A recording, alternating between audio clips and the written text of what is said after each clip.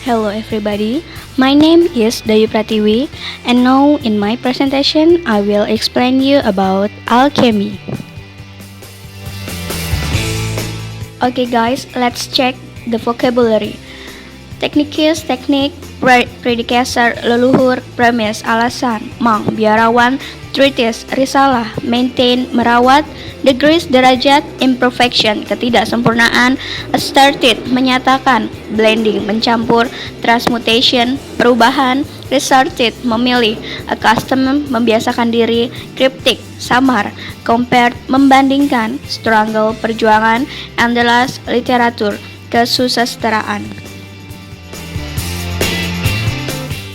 Okay guys, did you know who were the first alchemists?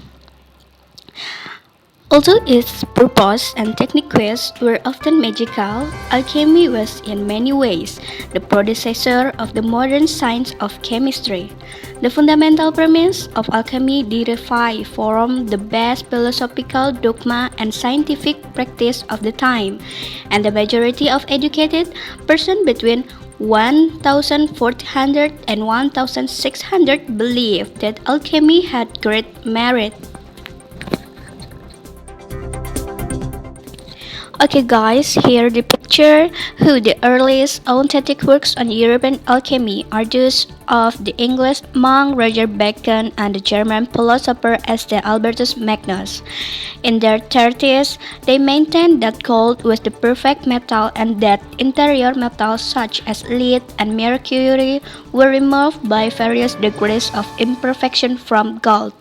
They further asserted that these base metals could be transmuted to gold by blending them with a substance more perfect than gold. This elusive substance was referred to as the philosopher's stone. The process was called transmutation.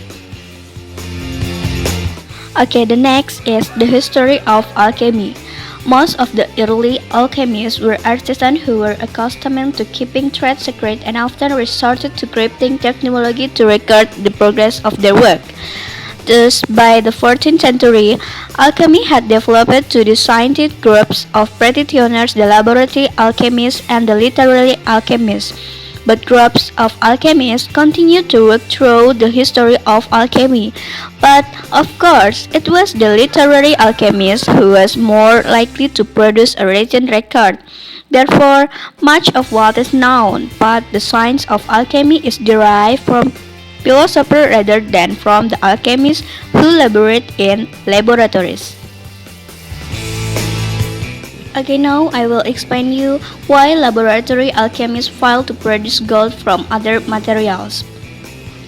Despite centuries of experimentation, laboratory alchemists fail to produce gold from other materials.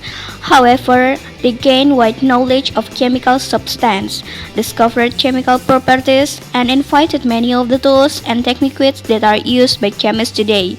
Many laboratory alchemists earnestly devoted themselves to the scientific discovery of new compounds and reactions and therefore must be considered the legitimate forefathers of modern chemistry. They continue to call themselves alchemists, but they were becoming true chemists. Okay guys, here the picture, the gold alchemist and the metal alchemist. Look and attention this picture.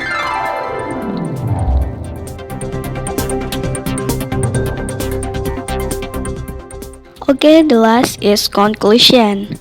The first is, although its purpose and techniques were often magical, alchemy was in many ways the predecessor of the modern science of chemistry.